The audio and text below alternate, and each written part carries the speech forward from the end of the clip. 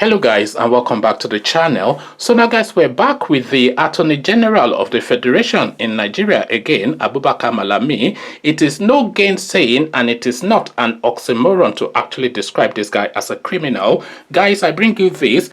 Nigeria's Attorney General Malami allegedly manipulates Taraba election case to favor neighbor. So now this is now the level that we have degenerated to now. This is a guy that was alleged to be selling vessels filled with oil out of his remit. I'm not sure if he's an oil dealer now, as well as being an attorney general. We all know that he's a property developer. So again, the headline: Nigeria's Attorney General Malami allegedly manipulates Taraba election case to favor neighbor.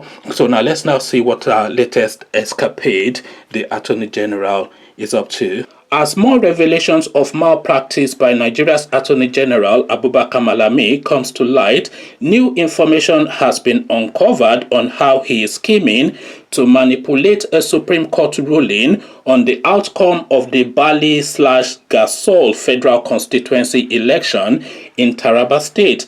Abdul Salam Gambo Mubarak, Garba Haman Jude, and Ibrahim Nawe were all contenders for the federal seat and contested the primaries of the All Progressive Congress keenly, with Mubarak winning the primaries, Nawe coming second, and Jude coming last. A bribe was, however, paid by Jude to the APC, and his name was forwarded to the Independent National Electoral Commission instead of Mubarak's name. This sparked the first legal battle as Mubarak filed a suit to challenge the misconduct by the APC in suit number. So I'm not going to read you the suit number, so it's the case number. So this sparked the first legal battle as Mubarak filed a suit to challenge the misconduct by the APC at the Federal High Court in Jalingo. The court, in its ruling, ordered the APC to submit Mubarak's name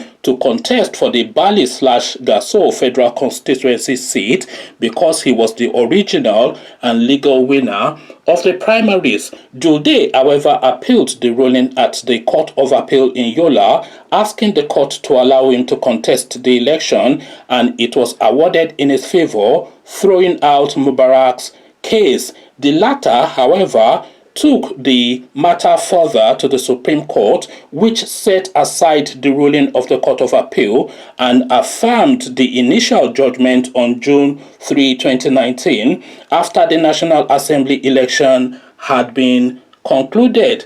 Following the judgment, the Independent National Electoral Commission withdrew the certificate of return issued to Jude and issued it to Mubarak, prompting Jude to seek a review of the case before the Apex Court. He claimed the Supreme Court ruling nullifying his election did not stipulate that his certificate of return be withdrawn, and asked the court to compel INEC to reissue it to him.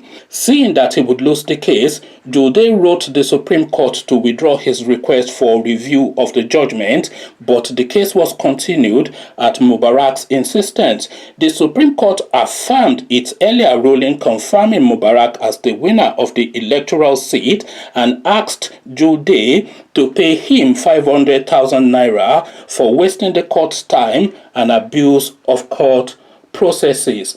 Following the conclusion of the case, so now this is now where Abubakar Malami comes in. Following the conclusion of the case, Malami wrote an opinion to the court saying that the certificate of return should be given instead to Jude, who is his neighbor in the sprawling suburb of Gwarimpa in Abuja. Sensing that the AGF's illegal meddling would have an adverse impact on his already concluded case, Mubarak went back to the Federal High Court in Jalingo, asking the court to restrain INEC and the National Assembly from acting on Malami's opinion.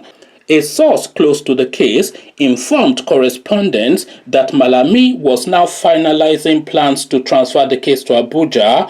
It was further gathered that he was planning to assign the case to one of his boys, who is a federal judge, so that he can influence the case in favor of Jude, his neighbor. So there you have it now. It beggars belief what we are contending with. This Malami, by the way, I'm not really sure why he is still in the position that he occupies, because a lot of the things that are already known are sufficient enough to have him removed, or him himself. He will never resign, of course. I was going to say that, but certainly to have him removed from that position. We saw the video clips of his son's wedding where the naira was being sprayed. Now, naira spraying is a topical issue within the Nigerian space, and the Central Bank of Nigeria has made public announcements nationally that this is not only inappropriate but also against the law, to the point that the central bank have now gone round all of the states, because of course, you know, the central bank has satellite offices in every state. So they've done all these sensitization programs for peoples of our states, all of the federating states, to say that, look, this is not the way to handle this money, because it's a disrespect both to the currency, and the currency is a symbol of the sovereignty of the nation. So this is not the way to treat the money. So a lot of that sensitization had been going on for years, at least for the last 3-4 years. So there's nobody within the Nigerian space that can claim not to be aware. But then, of course, the person that sits at the apex of the Nigerian legal structure, he has placed himself above the law to openly and brazenly go around spraying the naira in a direct confrontation of a legal position, and a position that has been taken aggressively by the Central Bank of Nigeria. So that is sufficient enough for this guy to resign. And then all of those oil tanks that they say that he's selling, he did not come out to say he wasn't selling oil tanks. He was saying that there's a reason and an excuse for it. All these hotels that he's building at an alarming rate, he is not saying that he's not building all these hotels and mansions. He is saying that his profit from his private business that he's using to do it. So all of these things, the using of the presidential jet by his family as a personal taxi service, all of these things are going on. And then to cap it all off, he is now asking them to sack an elected senator and replace him with his neighbor.